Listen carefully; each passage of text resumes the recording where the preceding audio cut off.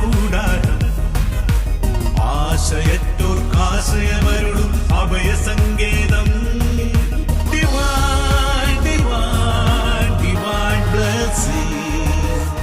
ദൈവം നൽകിയ സ്നേഹവരദാനം Divine, divine, divine.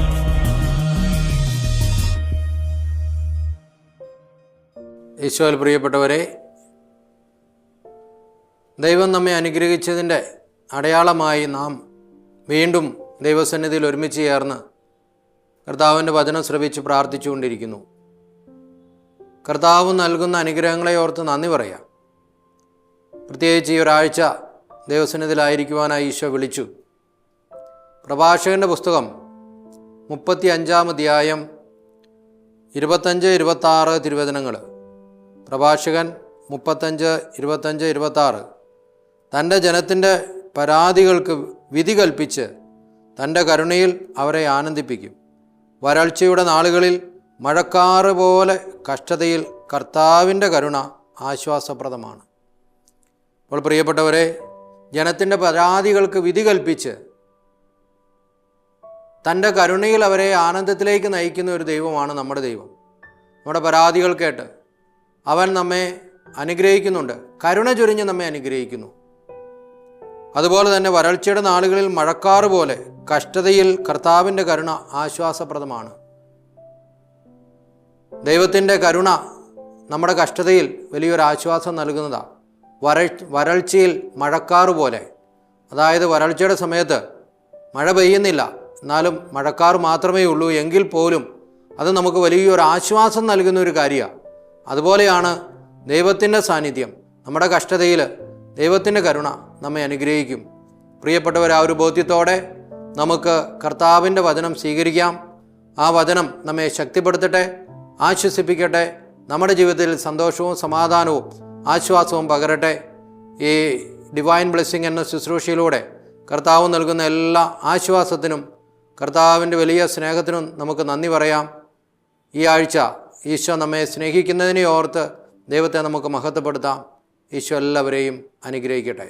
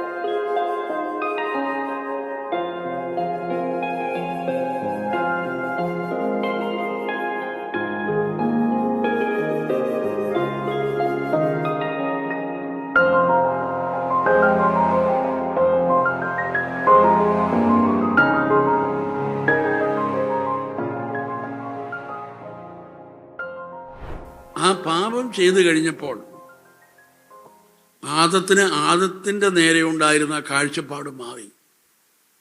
അവന് നഗ്നത അനുഭവപ്പെട്ടു, വെറുപ്പ് അനുഭവപ്പെട്ടു, ഭയം അനുഭവപ്പെട്ടു. ഇതൊക്കെയാണ് സംഭവിച്ചത്. ആ ചിന്തയാണ് ദൈവം തിരുത്തുന്നത്. നീ നഗ്നനാണ് നിന്നോട് ആര് പറഞ്ഞു? ഈ ദൈവം ഇന്നും നമ്മളോട് ചോദിക്കുന്ന ചോദ്യം നമ്മുടെ ചിന്തയെ തിരുത്താൻ ആഗ്രഹിക്കുന്നു. നിന്നെ ഒന്നിനും കൊള്ളുകയില്ല എന്ന് നിന്നോട് ആരാണ് പറഞ്ഞത്? നീ എന്ത് ചെയ്താലും ഗുണം പിടിക്കുകയില്ല എന്ന് നിന്നോട് ആര് പറഞ്ഞു? നീ ഒരു പരാജയമാണ് എന്ന് നിന്നോട് ആര് പറഞ്ഞു? നിന്നോട് ആർക്കും ഇഷ്ടമില്ല എന്ന് നിന്നോട് ആരോട് പറഞ്ഞത്? നിന്നെ കാണാൻ കൊള്ളിയാലെന്ന് നിന്നോട് ആര് പറഞ്ഞു? നിനക്കിനി ഒരു ഭാവിയില്ല എന്ന് നിന്നോട് ആര് പറഞ്ഞു? ഉണ്ടോ? ദൈവം പറയാത്ത ഈ കാര്യങ്ങൾ എങ്ങനെ നിന്റെ ഉള്ളിലുണ്ടായി? നമ്മൾ മനസ്സിലാക്കണം, ഇത് ദൈവം പറയാത്തതാണ്. ഒരു നെഗറ്റീവ് ചിന്തയും ദൈവത്തിൽ നിന്ന് വരുന്നതല്ല. അപ്പം നെഗറ്റീവ് ചിന്ത നമ്മുടെ തലയിൽ വന്നാൽ, അപ്പോൾ ആദ്യമായിട്ട് ദൈവം മനുഷ്യനെ പഠിപ്പിച്ചൊരു കാര്യമാണിത്. ഞാൻ പറയാത്ത ഈ കാര്യം നിനക്ക് എവിടുന്നാണ് കിട്ടിയത് എന്ന് പറഞ്ഞാൽ, നെഗറ്റീവ് ചിന്ത ഒരിക്കലും ദൈവം തരുന്നതല്ല. അപ്പോൾ ഒരു നെഗറ്റീവ് ചിന്ത തലയിലേക്ക് വന്നാൽ അത് പിന്നെ എവിടെ നിന്ന് വന്നതായിരിക്കും? ദൈവത്തിൽ നിന്നല്ലെങ്കിൽ പിന്നെ എവിടെ നിന്നാണ് വരുന്നത്? സാത്താനിൽ നിന്ന് വരുന്നതാണ്. ചെകുത്താൻ നുണയനാണ്. അതുകൊണ്ട് ആ നെഗറ്റീവ് ചിന്ത എന്നതൊരു നുണചിന്തയാണ്.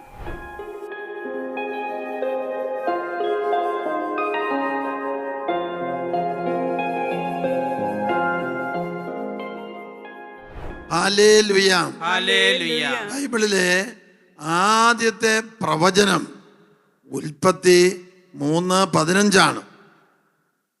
സാത്താൻ ആദം ഹവ്വായെ പാപത്തിൽ വീഴിച്ചു, ദൈവകൃപ അവർക്ക് നഷ്ടപ്പെട്ടു.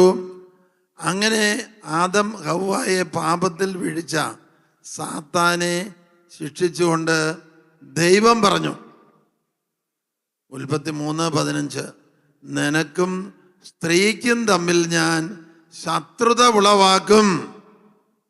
സ്ത്രീ എന്ന് പറഞ്ഞാൽ ആരാണ്? നിനക്കും സ്ത്രീക്കും തമ്മിൽ ഞാൻ ശത്രുത ഉളവാക്കും, അവളുടെ സന്തതി നിന്റെ തല തകർക്കും.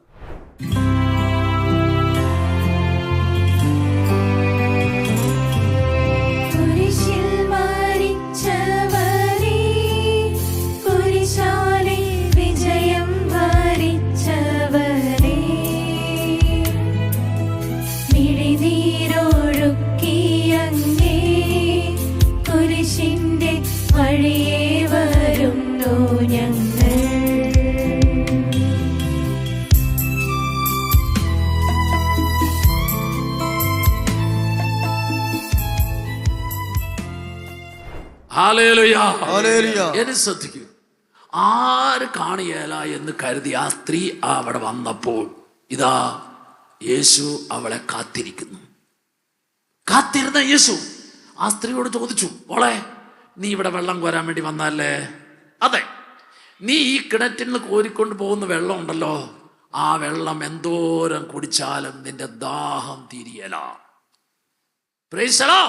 അപ്പൊ ഈശോ പറഞ്ഞ് മനസ്സാക്കി കൊടുത്തു, എന്തോരം കുടിച്ചാലും ദാഹം തീരാത്ത ജലമാണ് നീ ഇന്ന് വരെ കോരിക്കൊണ്ടു പോയത്. എന്താണ് ആ ജലത്തിന്റെ പ്രത്യേകത? നിങ്ങൾ നിങ്ങളുടെ നോട്ട് ബുക്കിൽ ഇങ്ങനെ എഴുതിക്കോ, എന്തോരം കുടിച്ചാലും ദാഹം തീരാത്ത ജലത്തിന്റെ പേര്. എന്തോരം കുടിച്ചാലും ദാഹം തീരാത്ത ജലത്തിന്റെ പേരാണ് പാപജലം. പാപജലത്തിന്റെ പ്രത്യേകത എന്താണെന്ന് ചോദിച്ചു കഴിഞ്ഞാൽ, ഏത് പാപത്തിനും 3 പ്രത്യേകതകളുണ്ട്.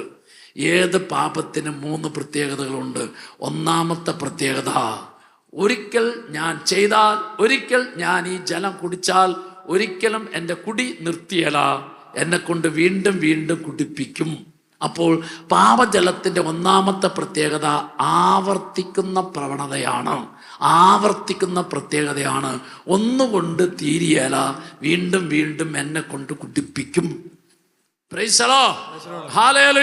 ഇനി പാപജലത്തിന്റെ രണ്ടാമത്തെ പ്രത്യേകത, ഇതിങ്ങനെ കുടിച്ചു കുടിച്ച് എന്നെ കുടിയനാക്കും എന്ന് പറഞ്ഞാൽ എന്നെ ഇതിന് അഡിക്റ്റ് ആക്കും, എന്നെ ഇതിന് അടിമയാക്കും. ഏത് പാപത്തിന്റെ പിന്നിലും ഒരു അടിമത്വമുണ്ട്. അപ്പൊ ഒന്ന്, ആവർത്തിക്കുന്ന പ്രവണതയുണ്ട്. 2, അടിമപ്പെടുത്തുന്ന പ്രവണതയുണ്ട്. 3, ഏത് പാപത്തിനും ഒരു ശിക്ഷയുണ്ട്. പാപജലം പാപസുഖം നിനക്ക് തരും, പക്ഷെ ആ പാപസുഖത്തിനൊരു ശിക്ഷയുണ്ട്. ഇതാണ് 3 പ്രത്യേകത. എൻ്റെ പേര് അൽന മരിയ മാത്യു. ഞാൻ വയനാട്ടിൽ നിന്ന് വരുന്നു. എനിക്ക് ധ്യാനം കൂടിയതിനാൽ ആത്മീയമായി വളരാനും എൻ്റെ ദുഃഖവും സങ്കടങ്ങളും ഒക്കെ മാറി. അച്ഛൻ്റെ പ്രസംഗം കാരണമാണ് എനിക്ക് കുറച്ചും കൂടി ഈശോയായിട്ട് അടുക്കാനായിട്ട് പറ്റിയത്. ദൈവത്തിന് നന്ദി. അടുത്ത വചനത്തിൽ വളരെ കൃത്യമായി നമ്മളത് കാണുന്നുണ്ട്. എന്താണ് സംഭവിച്ചേ? അപ്പോൾ അവരുടെ കണ്ണുകൾ തുറക്കപ്പെട്ടു, അവർ അവനെ തിരിച്ചറിഞ്ഞു. ഹല്ലേലൂയ. അപ്പോൾ അവരുടെ കണ്ണുകൾ തുറക്കപ്പെട്ടു, അവർ അവനെ തിരിച്ചറിഞ്ഞു. ആരാ തിരിച്ചറിഞ്ഞേ? ആരാണ് തിരിച്ചറിഞ്ഞത്? ആ ശിഷ്യന്മാരാണ്. ആരെ തിരിച്ചറിഞ്ഞു? യേശുവിനെ. എപ്പോൾ തിരിച്ചറിഞ്ഞു? അപ്പം എടുത്ത് ആശീർവദിച്ച് മുറിച്ച് അവർക്ക് കൊടുത്തപ്പോൾ അവർ അവനെ തിരിച്ചറിഞ്ഞു. Hallelujah, hallelujah. അപ്പോൾ പ്രിയപ്പെട്ടവരെ, ഒരു വ്യക്തിക്ക് തിരിച്ചറിവുണ്ടാകുന്നത് എപ്പോഴാ? അപ്പം സ്വീകരിക്കുമ്പോഴാ. അത് തന്നെ, നിങ്ങൾ വളരെ കറക്റ്റായി തന്നെയാ ഉത്തരം പറഞ്ഞ്. Price the Lord. അതായത് കർത്താവ് നൽകിയ തൻ്റെ ശരീരം സ്വീകരിച്ചപ്പോഴാണ് അവർക്ക് തിരിച്ചറിവുണ്ടാവുന്നേ. അവർക്ക് തിരിച്ചറിവുണ്ടായി കഴിഞ്ഞപ്പോൾ തന്നെ മറ്റൊരു സംഭവം കൂടെ അവിടെ നടക്കുന്നുണ്ട്. എന്താണ്? അവരുടെ കണ്ണുകൾ തുറക്കപ്പെട്ടു. കണ്ണു തുറന്ന ഒരു അനുഭവം അതെപ്പോഴാ? യേശു നൽകി ഈ അപ്പം സ്വീകരിച്ചപ്പോഴാണ് അവർക്കുണ്ടായത്.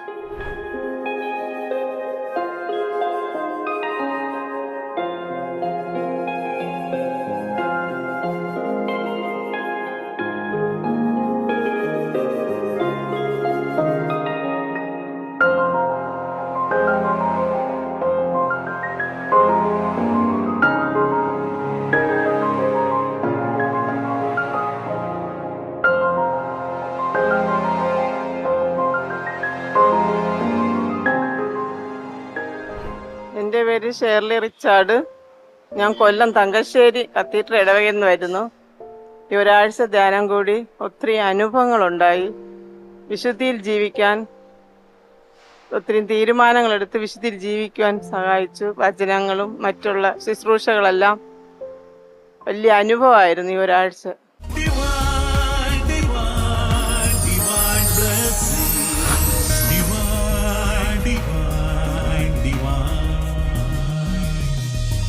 അത് രണ്ട് വിധത്തിലാണ് ഈ ദുഃഖം നമ്മളെ കീഴ്പ്പെടുത്തുന്നത്. ഒന്ന്, എന്താ പറഞ്ഞിരിക്കുന്നത്? പൂർവകാല സംഭവങ്ങളോർത്ത് അവർ ഞെരുങ്ങി. അപ്പൊ ഒരു ഞെരുക്കമാണ്. എന്താണ്? പണ്ട് എന്തോ നടന്ന ഒരു വേദനയുടെ കാര്യം വീണ്ടും വീണ്ടും നമ്മൾ ഓർക്കുകയാണ്. നീ പഴയ കാര്യങ്ങൾ ഓർക്കരുത്. പഴയതെല്ലാം കടന്നുപോയി. ദുഃഖവും നെടുനീർപ്പും പോയി. ആഹ്ലാദവും സന്തോഷവും കൊണ്ട് എൻ്റെ ഹൃദയം നിറഞ്ഞു. കാര്യമൊക്കെ ശരിയാണ്. ഇടയ്ക്കിടയ്ക്ക് നമുക്ക് ഈ സങ്കടം നമ്മളെ കീഴ്പ്പെടുത്തുകയാണ്.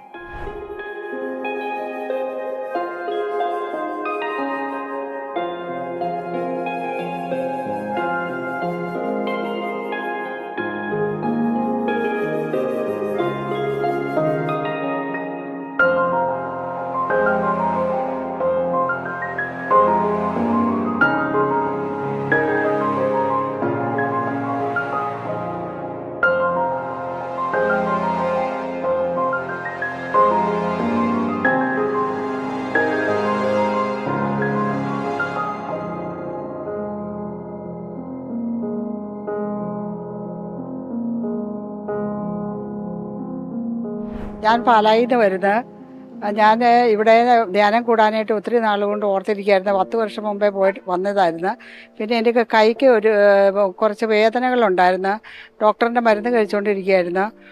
ഡോക്ടർ പറഞ്ഞ് നല്ല കംപ്ലീറ്റ് ബെഡ് റെസ്റ്റ് എടുക്കണം, പോകരുതെന്ന്. പക്ഷേ എനിക്ക് വരണം, ഇവിടെ വന്ന് എനിക്ക് കൈ ശരിയാകും എന്നുള്ള ഓർമ്മയിൽ ഞാൻ ഇവിടെ വന്നു. എൻ്റെ കൈ ശരിയായി. പിന്നെ ഞാൻ ഒത്തിരി ഹാപ്പി ആയിട്ട് പോവുകയാണ്. കഴിഞ്ഞ ആഴ്ച വരെ ഇവിടെ നിങ്ങൾക്ക് മുമ്പേ വന്നവരുടെ എണ്ണം 1,10,00,000 കൈയടിക്കാൻ തോന്നണവരൊന്ന് കൈയടിക്കുക. ഒരു ഹല്ലേലൂയ പറഞ്ഞേ. എന്നെയും വിളിച്ചല്ലോ. അപ്പൊ 1,10,00,000 ഇപ്പോ നിങ്ങളും കൂടി കൂട്ടിയിട്ടാണ് അടുത്ത തവണ പറയാ. ഞാനും കൂടി വന്നിട്ടുണ്ട് കേട്ടാ എന്ന് പറഞ്ഞിട്ട് ഈശോയ്ക്ക് ഒരു വരവ് വെച്ചേന്. ഒന്ന് ഹല്ലേലൂയ, ഹല്ലേലൂയ. ഈ സമൂഹത്തിൻ്റെ ക്ലേശങ്ങൾ പരസ്പരം പങ്കിട്ടു ജീവിക്കാൻ. ഈ സമൂഹത്തിൻ്റെ ക്ലേശങ്ങൾ പരസ്പരം പങ്കിട്ടു ജീവിക്കാൻ. ആശ്വാസം യേശുനാഥനിൽ കാൺമാൻ നീ എന്നും കൂടെ വാഴണേ. എൻ്റെ പേര് ലിസി ജോസഫ്. ഞാൻ വേലൂരിൽ നിന്ന് വരുന്നു, തൃശ്ശൂർ ജില്ലയിൽ നിന്ന്. എനിക്ക് ആറ് മാസം മുന്നേ ഞാൻ അവിടെ ധ്യാനത്തിന് വന്നിരുന്നു. എനിക്ക് മൈഗ്രെയിൻ ആയിരുന്നു. ഡോക്ടർ പറഞ്ഞു ഗുളിക കഴിച്ചാലും എനിക്ക് മാറിയായിരുന്നില്ല. പിന്നീട് എനിക്ക് ഛർദി തലകറക്കമൊക്കെ വരാൻ തുടങ്ങി. എന്നിട്ട് പിന്നെ ഇവിടെ വന്ന് ധ്യാനം കൂടിയതിന് ശേഷം ഇപ്പോൾ ഇതുവരെയായിട്ടും എനിക്ക് ഒരു കുഴപ്പമില്ല. യേശുവാണ്. അവിടുത്തെ കാരുണ്യം ഒരിക്കലും അവസാനിക്കുന്നില്ല. അപ്പോൾ ദൈവത്തിൻ്റെ സ്നേഹം ഒരിക്കലും അസ്തമിക്കാത്തതാണ്. ഓരോ പ്രഭാതത്തിലും അത് പുതിയതാണെന്ന് തുടർന്ന് നമ്മളെ പഠിപ്പിക്കുന്നു. Price the Lord. 23-ാം വാക്യം അങ്ങനെയാണ് പറയുക, ഓരോ പ്രഭാതത്തിലും അത് പുതിയതാണ്. Price the Lord. അങ്ങനെയാണെങ്കിൽ ആ സ്നേഹമാണ് നമ്മളിവിടെ കൊണ്ടുവന്നത്.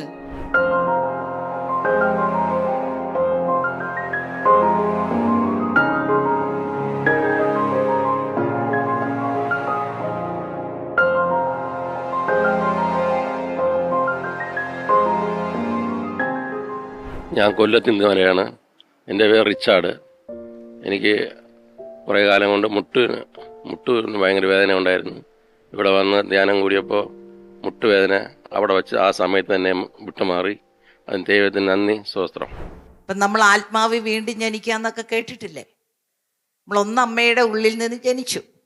ഇനി നമ്മൾ ദൈവ മക്കളായിട്ടൊന്ന് ജനിക്കുക. നമ്മൾ മാമോദീസായിലൂടെ അത് സ്വീകരിക്കുക. ഇപ്പം നമ്മളതിനെ ജ്വലിപ്പിക്കുക ചെയ്യുന്നത്. ആത്മാവി വീണ്ടും ജനിക്കുന്നത് ദൈവവചനം മൂലം. ഒരു വ്യക്തിയെ രൂപാന്തരപ്പെടുത്തിക്കൊണ്ട് ഇന്ന് ജീവിച്ചതുപോലെ അല്ല, നാളെ മുതൽ ഒരു വിശുദ്ധ ജീവിതം നയിക്കാൻ തക്ക രീതി പ്രാപ്തിയുള്ള വ്യക്തിയാക്കി ദൈവവചനം മാറ്റിയെടുക്കും.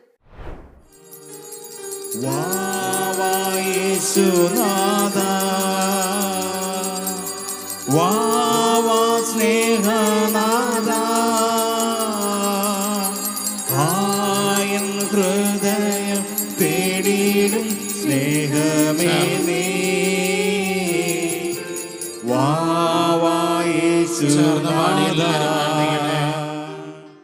ലോക ചരിത്രത്തിൽ മനുഷ്യൻ്റെ മുഖത്ത് നോക്കി നിന്റെ പാപം ക്ഷമിക്കപ്പെട്ടിരിക്കുന്നു എന്ന് പറഞ്ഞ ഏക വ്യക്തി യേശു ക്രിസ്തുവാണ്. അവൻ്റെ മുൻപിലാണ് നമ്മൾ ഇരിക്കുന്നത്. മർക്കോസ് 2:5 യേശു വീട്ടിൽ നിന്ന് വാർത്തയറിഞ്ഞ് അനേകം ആളുകൾ ഓടിക്കൂടി 4 പേര് ഒരു തളവാതിരിക എടുത്തുകൊണ്ടുവന്നു. യേശുവിൻ്റെ അടുത്തേക്ക് കൊണ്ടുചെല്ലാൻ പറ്റില്ല, തിരക്കായിരുന്നു. അതുകൊണ്ട് യേശു ഇരുന്ന സ്ഥലത്തിൻ്റെ മേൽക്കൂര പൊളിച്ച് തളവാതിരിക കിടക്കയുടെ താഴോട്ടിറക്കി. അവരുടെ വിശ്വാസം കണ്ട് ഈശോ പറഞ്ഞു, നിന്റെ നിരവധിയായ പാപം ക്ഷമിക്കപ്പെട്ടിരിക്കുന്നു. അവർ ഞെട്ടിപ്പോയി, ചോദിച്ചു, ഇവൻ്റെ എവിടെ നീ അധികാരം? ദൈവമല്ലാതെ മറ്റാർക്കാണ് പാപം മോചിക്കാനായിട്ട് സാധിക്കുക? ലോകചര്യത്തിൽ ആരും പറയാത്തത് പറഞ്ഞപ്പോൾ അവർ ഞെട്ടിപ്പോയതാണ്. ലൂക്ക 7:36-50 യേശു ശിമയോൻ്റെ വീട്ടിൽ വിരുന്നിലിരുന്നപ്പോൾ പാപിനിയായി ഒരാൾ ഓടി വന്ന് യേശുവിൻ്റെ പാദത്തെങ്കിലിരുന്ന് കണ്ണീരുകൊണ്ട് കരഞ്ഞ് കണ്ണീരുകൊണ്ട് ആ പാദം കഴുകി മുടി കൊണ്ട് തുടച്ച് പാദത്തിൽ മുത്തപ്പെട്ട് തൈലം പൂശിയിരുന്നപ്പോൾ നോക്കി പറഞ്ഞു, ഇവളുടെ നിരവധിയായ പാപം ക്ഷമിക്കപ്പെട്ടു. ഞെട്ടിപ്പോയി അവിടെ ഇരിക്കുന്നവർ. അന്ന് വരെ ആരും പറയാൻ ധൈര്യം കാട്ടിയിട്ടില്ല, ആരും പറഞ്ഞിട്ടില്ല, അതിനുശേഷവും പറഞ്ഞിട്ടില്ല. ആ തമ്പുരാൻ്റെ മുൻപിലാണ് നമ്മൾ ഇരിക്കുന്നത്. ഒരു കണ്ണാടിയിൽ കാണുന്നത് പോലെ നമ്മുടെ പാപങ്ങളെ നമുക്കൊന്ന് ഓർക്കാം.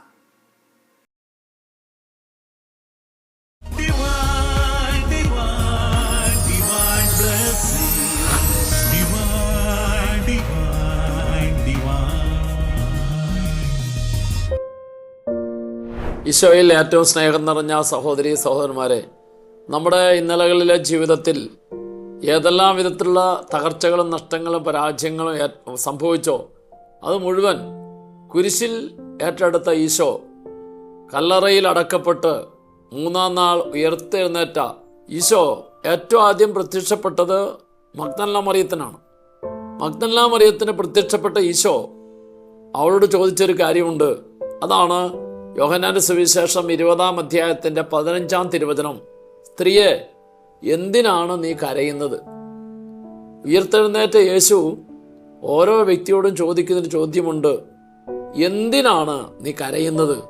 അതിൻ്റെ അർത്ഥം നമ്മുടെ ജീവിതത്തിലെ കരച്ചിലിൻ്റെ കാരണങ്ങൾ ഏറ്റെടുത്തു എന്നുള്ളതാണ്.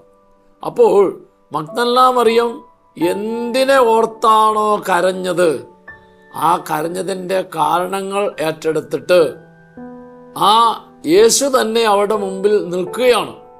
നിന്റെ കരച്ചിലിൻ്റെ കാരണം മുഴുവൻ ഞാൻ മാറ്റിയിരിക്കുന്നു. നീ ഇനി ഒരിക്കലും നിന്റെ ഇന്നലകളിലെ ജീവിതത്തിൽ നഷ്ടപ്പെട്ടതിൻ്റെ വേദനയിലും നൊമ്പരത്തിലും കഴിയേണ്ടവളല്ല, മറിച്ച് നീ ഉയർപ്പിൻ്റെ ആനന്ദം അനുഭവിച്ച് ജീവിക്കേണ്ടവളാണ്. ഈശോ ഏറ്റവും ആദ്യം ആ മഗ്ദലന മറിയത്തിന് പ്രത്യക്ഷപ്പെടാനായിട്ടുള്ള കാരണം, അതായത് ഇവളിൽ നിന്നാണ് 7 പിശാചുക്കളെ പുറത്താക്കിയത് എന്ന് മർക്കോസിന്റെ സുവിശേഷം 16-ാം അധ്യായത്തിന്റെ 11-ാം തിരുവചനത്തിൽ കിടപ്പുണ്ട്. ഇവളിൽ നിന്നാണ് 7 പിശാചുക്കളെ പുറത്താക്കിയത്. അപ്പോൾ കഴിഞ്ഞ നാളുകളിൽ പിശാച് അവളുടെ ജീവിതത്തിൽ വരുത്തിയ എല്ലാ ദുരിതങ്ങളും എല്ലാ നഷ്ടങ്ങളും അവളിൽ നിന്ന് എടുത്തു മാറ്റി അവൾക്ക് ഇനി ഒരിക്കലും ദുരിതം ഇല്ലാത്തൊരു ജീവിതം, അതാണ് ഉയർപ്പിൻ്റെ ആനന്ദത്തിന് ജീവിതം. അത് നൽകുന്നവനാണ് കർത്താവ്. അത് നൽകാൻ വേണ്ടിയാണ് ഈശോ ഉയർത്തെഴുന്നേറ്റത്. നമുക്ക് ഓരോരുത്തർക്കും ഇനിയുള്ള നാളുകളിൽ അനുദിന ജീവിതത്തിൽ ഈ വലിയ ഒരു ആനന്ദമാണ് കർത്താവ് നൽകുന്നത് എന്ന ബോധ്യത്തിൽ നമുക്ക് ജീവിക്കാനായിട്ട് സാധിക്കണം. അപ്പോൾ ഈ ആഴ്ചയിലെ ധ്യാനത്തിലൂടെ കർത്താവ് തരാൻ ആഗ്രഹിക്കുന്നത് ഒരിക്കലും നഷ്ടപ്പെട്ടു പോകാത്ത നിത്യവും ആനന്ദത്തിന് അനുഭവം തരുന്ന ആ ഉയർത്തെഴുന്നേറ്റ യേശു എപ്പോഴും നമ്മുടെ കൺമുമ്പിലുണ്ട്. ഈ യേശുവിനെ കുറിച്ചാണ് നമ്മുടെ ജീവിതം കൊണ്ടും നമ്മുടെ പ്രവർത്തന മേഖല കൊണ്ടും നമ്മുടെ ശുശ്രൂഷ കൊണ്ടും എല്ലാം അനേകർക്ക് കൊടുക്കേണ്ടത്. അങ്ങനെ അനേകർക്ക് കൊടുക്കാൻ തക്ക വിധത്തിലുള്ള ഒരു വലിയ അനുഭവം നമ്മളിലൂടെ അനേകർക്ക് നൽകാനായിട്ട് ഈശോ നമ്മളെ ഓരോരുത്തരെയും ഇനിയുള്ള നാളുകളിൽ ഉപയോഗിക്കട്ടെ. നിങ്ങളുടെ ജീവിത സാക്ഷ്യത്തിലൂടെ അടുത്ത ഓരോ ആഴ്ചകളിലും ദിവാൻ ധ്യാന കേന്ദ്രത്തിലേക്ക് ധ്യാനിക്കാനായിട്ട് പറഞ്ഞുവിടുന്ന, സുവിശേഷ വേല ചെയ്യുന്ന, ഉദ്ധിതനായ യേശുവിന് സാക്ഷ്യം വഹിക്കുന്ന വ്യക്തികളായി നിങ്ങൾ ഓരോരുത്തരും മാറട്ടെ. അതിന് കർത്താവ് നിങ്ങളെ ഓരോരുത്തരെയും സഹായിക്കട്ടെ. അതിനുള്ള എല്ലാ ദൈവാനുഗ്രഹവും ഉയർത്തെഴുന്നേറ്റ കർത്താവ് എന്നും നിങ്ങൾക്ക് തരും. ഈ ഉറപ്പോടുകൂടി കർത്താവിൻ്റെ സ്നേഹം നമുക്ക് അനുഭവിക്കുകയും പങ്കുവയ്ക്കുകയും ചെയ്യാം. ആമേൻ. Praise the Lord.